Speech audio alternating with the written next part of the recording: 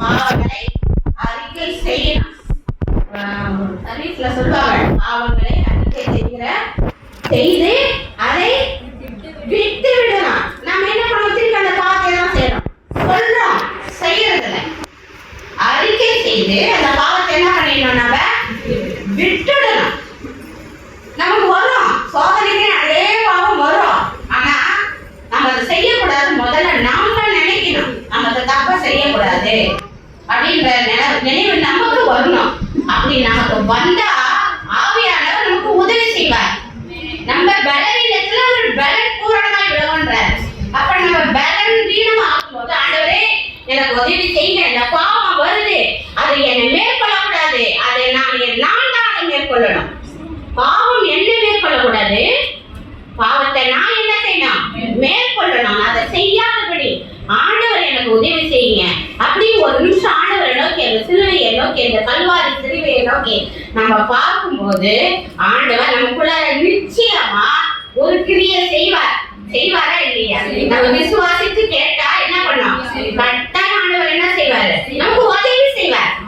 நமக்கு பலவீனம் தான், ஆனா உதவி செய்வார். ஆனா நம்ம தான் நினைக்கணும், ஆண்டவரை நம்ம தான் நினைக்கிறோம். இந்த பாவம் அப்படின்ற எண்ணம் நமக்குள்ளார என்ன வரணும்? அதை நம்ம விட்டு ஆண்டவர் முன்னாடி அறிக்கை செய்து, ஆண்டவரே நான் அதை செய்யறேன், இனிமேல் நான் செய்யக்கூடாது, நான் அதை விட்டுறேன், நீங்க எனக்கு உதவி செய்யுங்க அப்படின்னு சொல்லி அவர்கிட்ட நம்மளோட பாவங்களை நம்ம மறைக்காமல், நமக்கு தெரியும், நமக்கும் கடவுளுக்கு மாத்திரம் தெரியற பாவனா இருக்கு, அத முன்னாடி சொல்ல முடியாது. அந்த பாவத்தை அதைத்தான் நான் சொல்ல வரேன். வெளியில இருக்கிறவங்க கூட நீ மன்னிச்சிருவேன், ஃபார்மாலிட்டி மன்னிப்பேன், மன்னிக்கு மேல் மன்னிப்பேன். தப்பு செய்யறதா நம்ம முன்னாடி நடிக்கிற மாதிரி செல்மையில் நடிப்போம் இல்லையா? நடந்தா இல்லையா?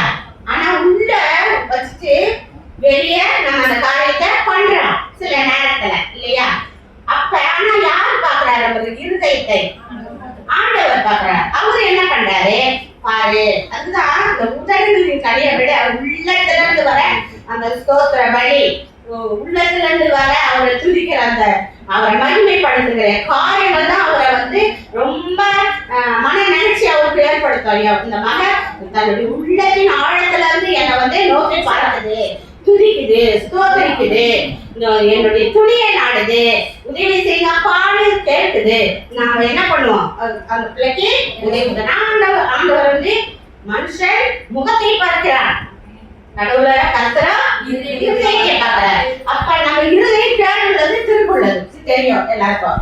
அப்ப இருதயத்தை ஆண்டவர் என்ன பண்றாரு? பார்க்கிறார். அப்ப தேவனுக்கும் நமக்கும் தெரிந்த பாவங்களை அறிக்கை செய்து அதை விட்டு விட்டால் ஆண்டவர் நிச்சயமா நமக்கு ரட்சிப்பை தருவார், மீட்பை தருவார்.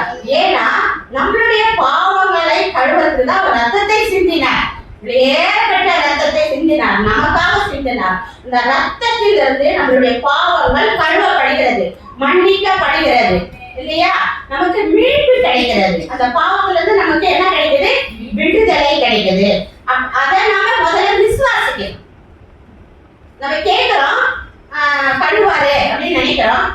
கொஞ்ச நேரத்துல பாத்தீங்கன்னா ஏதோ ஒரு காரியம் நடந்த உடனே அந்த அவிசுவாசம் நமக்கு வந்துடும், நாடா அப்படின்னு சொல்லிட்டு இருக்குமா இருக்காதா? ஆனா அதுல நம்ம விசுவாசமா இருக்கணும். நிச்சயமா கழிச்சிட்டாரு, நிச்சயமா மன்னித்துட்டாரு அப்படிங்கிற எண்ணம் நமக்குள்ளார வரும்போது ஆண்டவர் நமக்குள்ளார இன்னும் அதிகமாக விசுவாசத்தை வர்த்திக்கப்படுவார். கட்டுகளும் விசுவாசம் போதுன்றாரு இல்லையா? அப்ப நம்ம விசுவாசத்தை அவர் பாக்குறாரு. அப்ப விசுவாசம் எப்படி விசுவாசிக்கிறோம்? நம்ம பாவம் அப்படிங்கிற நினைவு ஆண்டவர் முன்னாடி என்ன செய்யணும்? அதை அறிக்கை விடணும், நம்மளை தாழ்த்தணும். மனமேட்டியமா இருந்தாக்கா அவர் பிடிக்கவே பிடிக்காது, அது எதிர்த்து நிற்பார். மனமேட்டிமையான எண்ணத்துக்கு எதிர்த்து தாழ்வு விடவனுக்கு தான் என்ன செய்யறார்? இரக்கம், கிருபை எல்லாமும் கிடைக்கும். ஆண்டவர்கிட்ட மட்டும் மனமேட்டியமையா இருக்கக்கூடாது, அப்படியே ஃபுல்லா சரண்டர் ஆயிடணும். அப்படி செய்யும் போது அந்த ரட்சிப்பு நமக்கு கிடைக்கும். ரட்சிப்பின் அடையாளம், மீட்பின் அடையாளம் அந்த அபிஷேகம். இது என்னுடைய வாழ்க்கையில நான் இதுதான் அனுபவம். தம்பி சொன்ன மாதிரி அது அபிஷேகம் எப்படி வந்ததுன்னா, அவரை முழுமையா விசுவாசிக்கும் போது நீங்க தான் ஆண்டவரை, அந்த மாதிரி என்னுடைய வாழ்க்கை சூழல் அப்படி அமைஞ்சது, உங்களை தவிர எனக்கு யாரும் கிடையாது, நீங்க தான், உங்களாலதான் முடியும் அப்படின்னு சரண் ஆகும் போது ஆண்டவர் நமக்கு கை தூக்கி விடுறார்.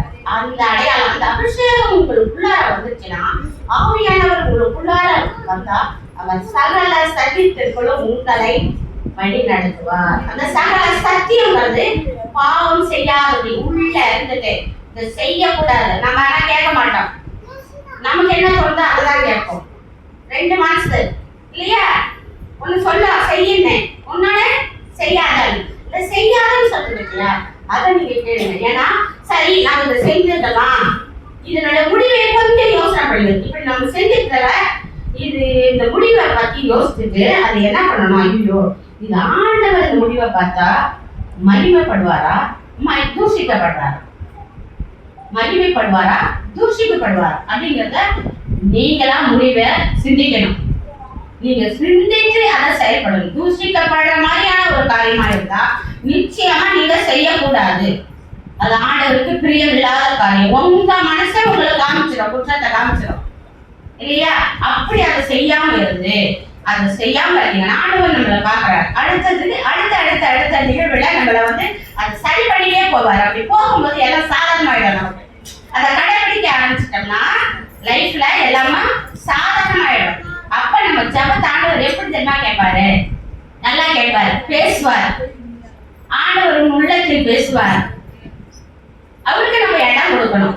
அவர் இடம் கொடுத்தா ஆண்டவர் நம்மளோட இருந்து நம்மளை, அதாவது வேத வாசத்திற்கு சகல சத்தியத்திற்குள்ளும் நம்மை வழி நடத்துவார். ஆண்டவர் நமக்கு கீழையாத்தின் பிசின் தைலம் போல, கீழையாத்தின் பிசின் தைலம் தெரியுமா, சும்மா ஒரு மரம் இருக்கு, அது கீழையாத்தி தேசத்துலதான் விசேஷமா இருக்குமா. இந்த மரத்தினுடைய பிசின் பயங்கரமான காலத்தெல்லாம் ஆற்றக்கூடிய வளர்கிறதாம். அப்ப பாத்தீங்கன்னா பழைய காலத்துல ஒரு ஊர்ல இருந்து ஒரு ஊருக்கு போகும்போது, ஒரு இடத்துக்கு போகும்போது, வாணிபம் செய்யும் போது, வியாபாரம் செய்யும் போது இந்த கீழையாத்தின் பிசின் தைலத்தை கொண்டு போய் கொடுத்தாங்களாம். அது பயங்கரமான புண்களையே ஆற்ற வல்லது. அந்த பிசின் தைலத்துக்கு அவ்வளவு பவர்னா நம்ம ஆண்டவராக இயேசு கிறிஸ்துவின் ரத்தத்துக்கு எவ்வளவு வல்லமை இருக்கும். கீழையாத்தின் பிசின் தைலம் இல்லையோ அப்படின்னு எரேமியா தீர்க்கதரிசி சொன்னார். சரிங்களா, அந்த பிசின் தைலம் அதாவது இயேசு கிறிஸ்துவின் ரத்தம் சகல பாவங்களையும் நீக்கி நம்மை சுத்திகரிக்கும். அதனால நம்ம என்ன செய்யணும், நம்முடைய பாவங்களை மன்னிக்க அவர் கிருபாதாரபடியாக ஆனார். அதை மனதில் நினைத்து ஆண்டவரை நோக்கி நம்ம அனுதினமும் நம்மளுடைய பாவங்களுக்காக சிலுவை அடியில நின்று நம்ம என்ன பண்ணலாம், ஜெபம் பண்ணும்போது நமக்கு நம்மளுடைய பாவங்கள் கழுவப்படுமா, சுத்திகரிக்கப்படுமா, படாதா. ஆனா உள்ளத்தின் ஆழத்திலிருந்து அந்த பாவம் அறிக்கையை நம்ம சொல்லும் போது ஆண்டவர் நிச்சயமாக நம்மளுடைய பாவங்களை என்ன பண்ணுவாரு, மன்னிக்க தயாரா இருக்கிறார். பாவமும் சிலுவையும், பாவத்தின் சம்பளம் மரணம். அந்த பாவம் சிலுவையில தான் வெற்றியாக நமக்கு முடியுது. புதிய ஆதாம் முதல் தொடங்கின அந்த ஆதாம் செய்த பாவம் புதிய ஆதாமாகிய இயேசு கிறிஸ்துவினால நமக்கு நித்திய ஜீவன் கிடைப்பது ஆண்டவர் தன்னுடைய ஒரே பேரான குமாரனை நமக்கு அனுப்பினார். அவரை நாம் எப்பொழுதுமே நம் கண் முன்பாக வைத்து அவரை நோக்கி பணிந்து நம்மளுடைய இதயத்தின் நினைவுகளை எல்லாவற்றையும் அவரிடத்தை கொடுக்கும் போது நம்மளுடைய பாவங்களையும் அவர் மன்னிப்பார். நம்மளுடைய காரியங்களையும் அவர் தேவையானதை அவர் நமக்காக செய்வார். கண்கள் மூடி ஜெபம் செய்வோம். துதிகளின் மத்தியில் வாசம் செய்கிற அன்பின் தகப்பனே, ஆண்டவரே இதோ இந்த வேலையிலே உங்களை நோக்கி நாங்கள் செபிக்கிறோம் தகப்பனே. எங்கள் மத்தியிலே நீர் இருக்கிறீர் ஆண்டவரே. அப்பா ஸ்தோத்திரம் அப்பா. நாங்கள் அநேக பாவ குற்றங்களை செய்திருக்கிறோம் தகப்பனே. தயவாய் கிருபையா எங்களுக்கு மன்னியுங்கள் தகப்பனே. வேறப்பட்ட ரத்தத்தை எங்களுக்காக கல்வாரியில் தகப்பனே. ஸ்தோத்திரம் கர்த்தாவே, நன்றி செலுத்துகிறோம் அப்பா. எங்களை பாவங்களை குற்றம்